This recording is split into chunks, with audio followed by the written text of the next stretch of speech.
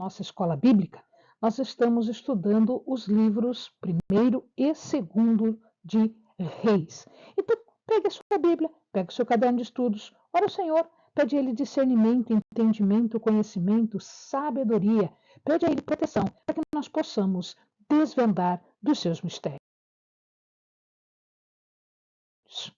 Nós estamos vendo ainda o reino dividido, que vai até o capítulo 10 de Segunda Reis.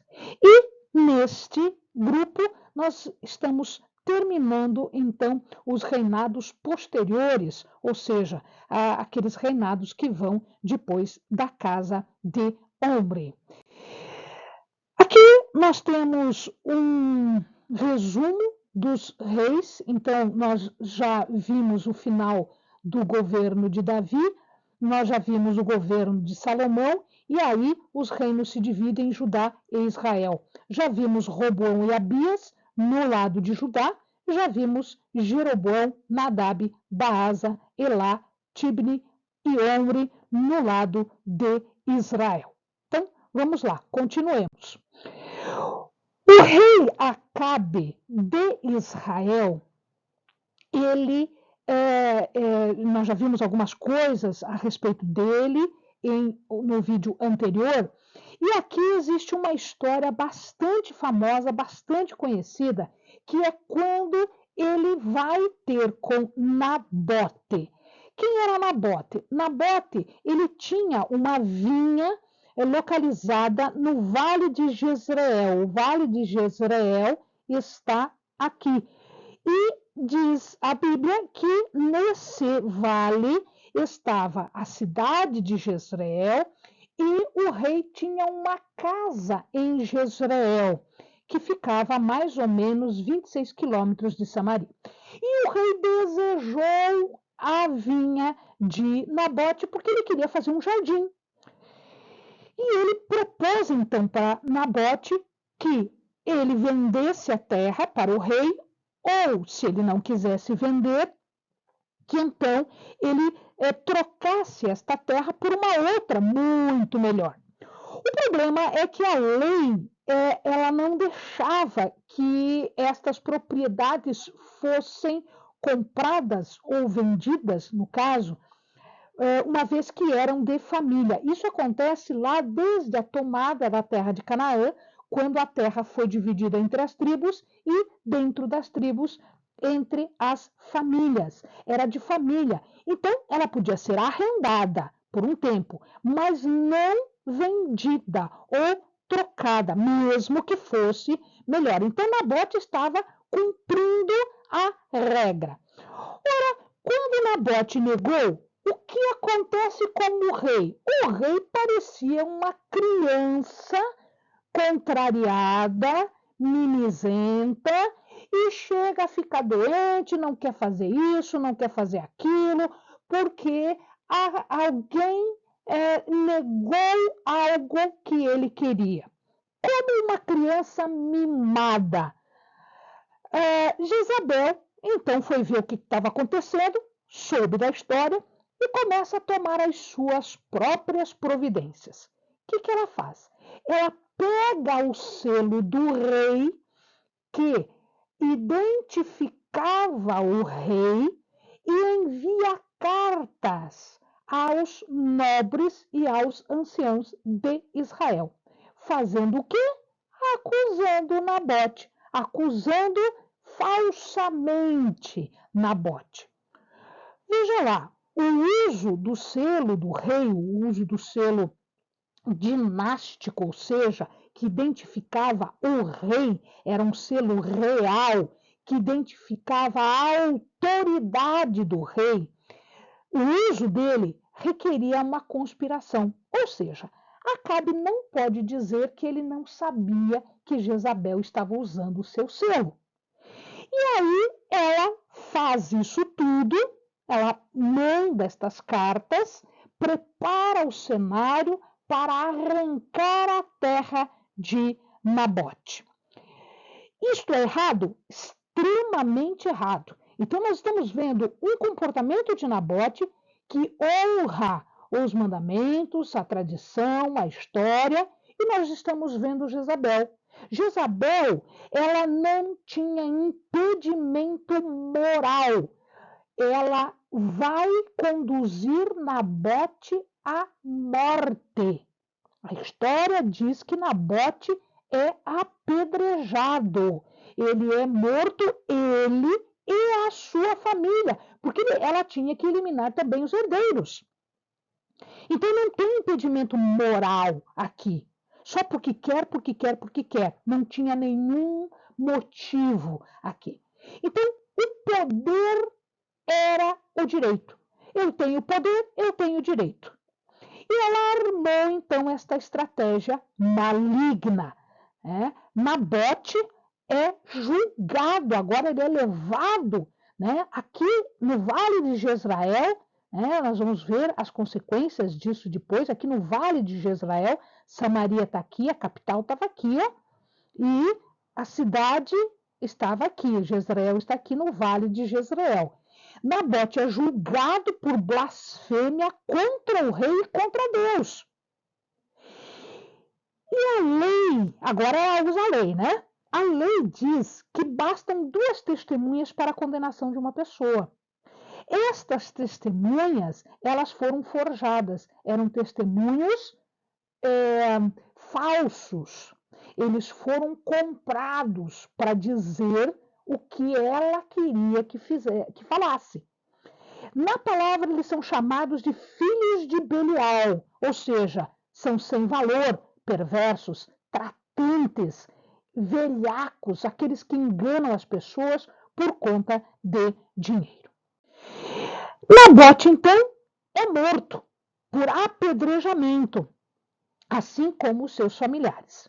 Quando Acabe, depois disso tudo, quando Acabe foi tomar posse da terra, porque daí a terra ficava, como ele foi morto, a terra ficava para o rei. Quando Acabe foi tomar posse da terra, ele se torna ainda mais cúmplice de sua mulher. Primeiro, que ele deixou que ela usasse o selo real. Segundo, que ele, sabendo o que aconteceu, foi tomar posse da terra muito feliz. Só que Deus chama Elias e Elias vai até Acabe e a Jezabel e entrega a mensagem de julgamento. Acabe não escapou do julgamento.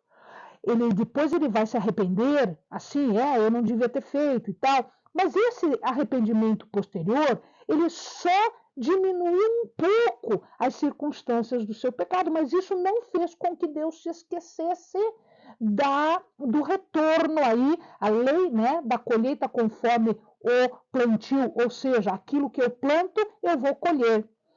Ele plantou morte, ele vai colher morte. Ele se coloca em luto, ele fica modesto, se humilha, tristeza, arrependimento, mas isto não muda o seu fim.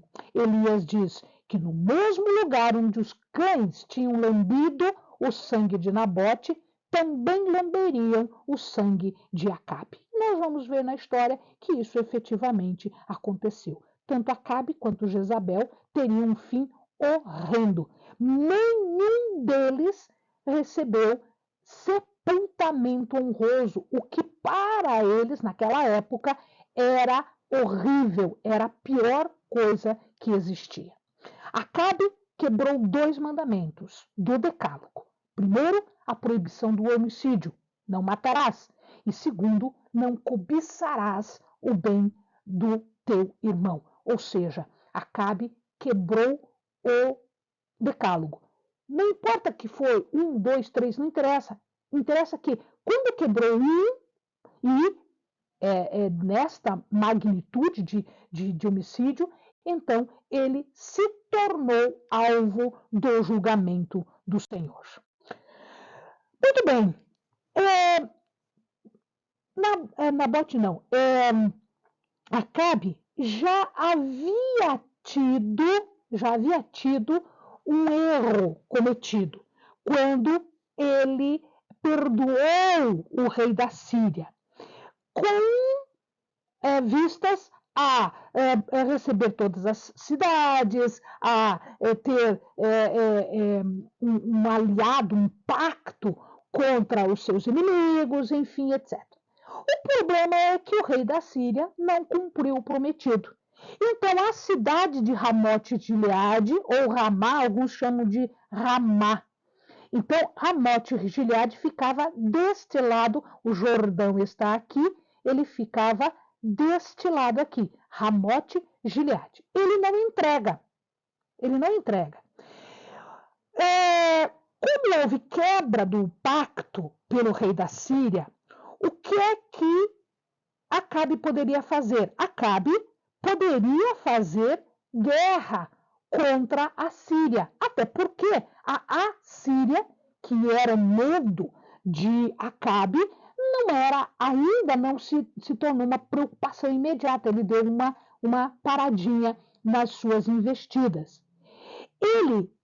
Acabe e o rei da Síria já tinham vencido a Assíria numa batalha chamada de Carcar, numa cidade de Carcar. Quem era essa Ramote-Gileade? Ramote-Gileade, esta cidade aqui, era uma das cidades de refúgio que estavam colocadas além do Jordão. Ela havia sido conquistada pela Síria no tempo de Omri, antecessor de Acabe. Então, Acabe, querendo reconquistar Ramote, faz guerra com a Síria. E ele leva junto com ele, naquela época, Judá já estava aliado, né? Josafá se sujeita. Por quê? Porque a filha de ambos estavam casados. Filho de Josafá e a filha de Acabe já estavam casados. Então, eles fazem uma liga, um pacto para irem contra a Síria e conquistarem a cidade de Ramote-Gileade.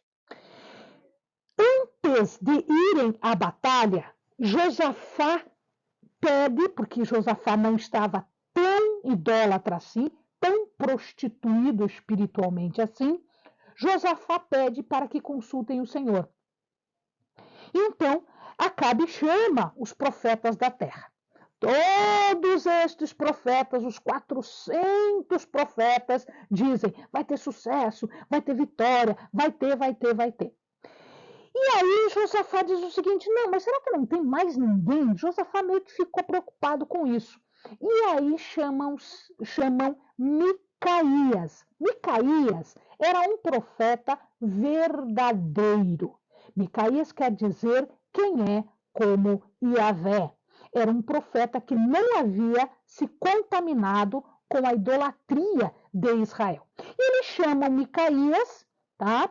E quem vai buscar Micaías, né, diz o seguinte: Micaías, não fale diferente, por quê? Porque está todo mundo dizendo que tem vitória.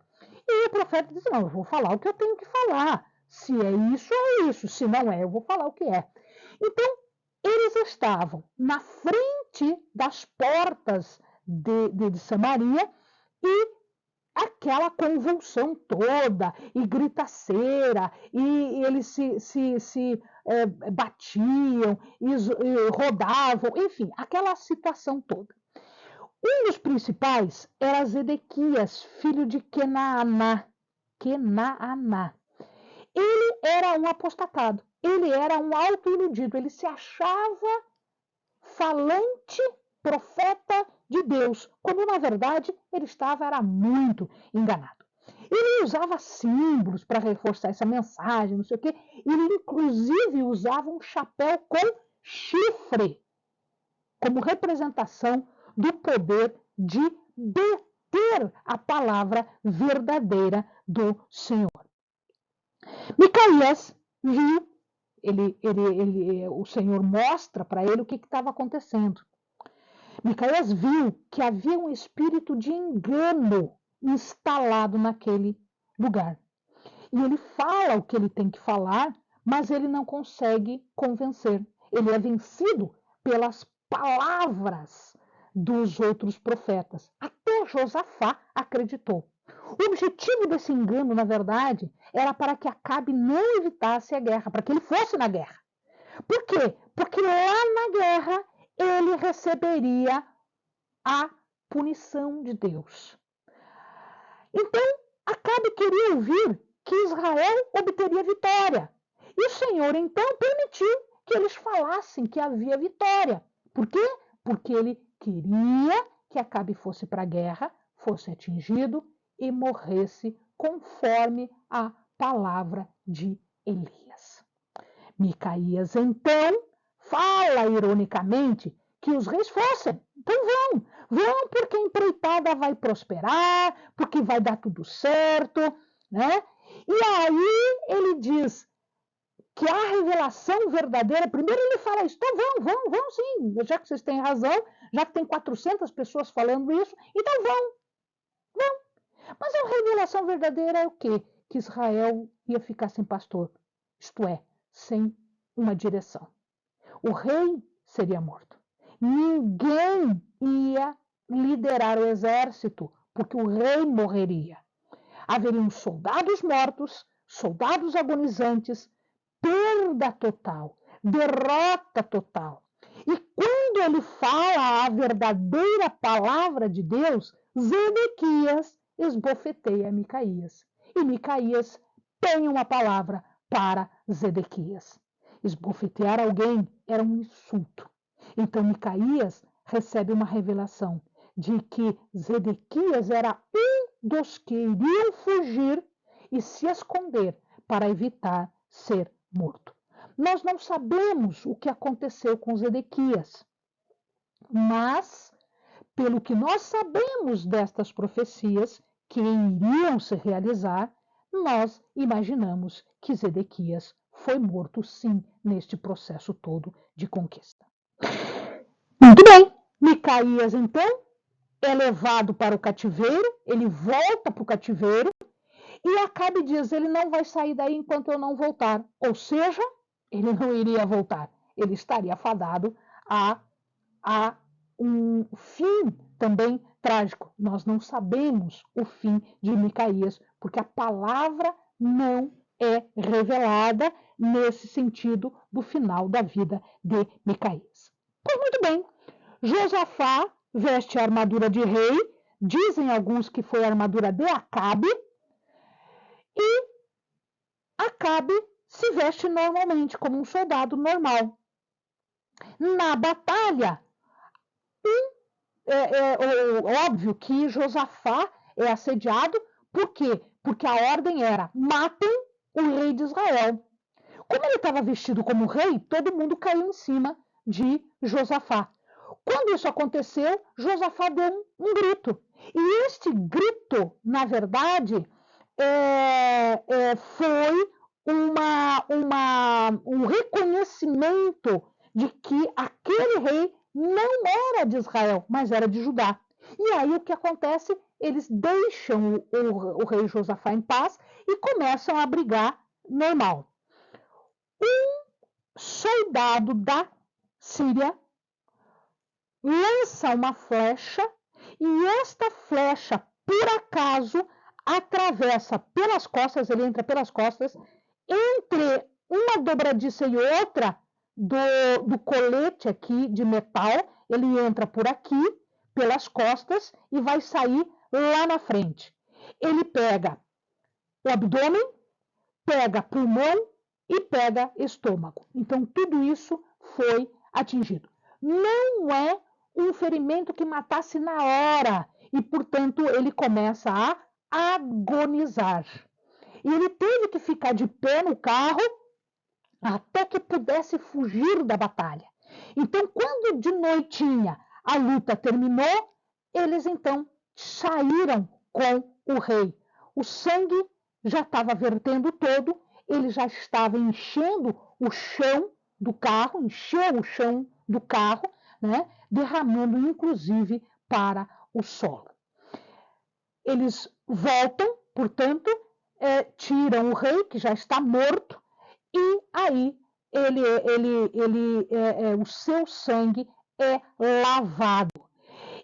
este sangue escorrido no carro e no solo é lambido pelos cães, para se concretizar a profecia que Elias tinha dado. Onde? No lugar onde o sangue de Nabote também foi lambido pelos cães. O lugar, dizem os estudiosos, era um poço onde as prostitutas costumavam pegar água e se banhar. Acabe, apesar de ser um rei mau, espiritualmente mau, ele foi um grande governador, um governador eficiente. Ele construiu uma casa de marfim, um palácio de um palácio, inúmeras fortificações, como em Samaria, Meguido, Azor. E ele revivifica, foi no tempo dele que revivifica-se Jericó. Pessoas ricas imitavam o seu palácio e tentaram se igualar aos programas de construção dele. Mas, para o Senhor, ele foi um rei ruim, o padrão do mal. Amados, não interessa o que você faça na sua vida secular, se você não faz na vida espiritual, se você não cumpre os mandamentos do Senhor, os desejos do Senhor, você é visto como mal diante de Deus. Amém, amados? Bons estudos.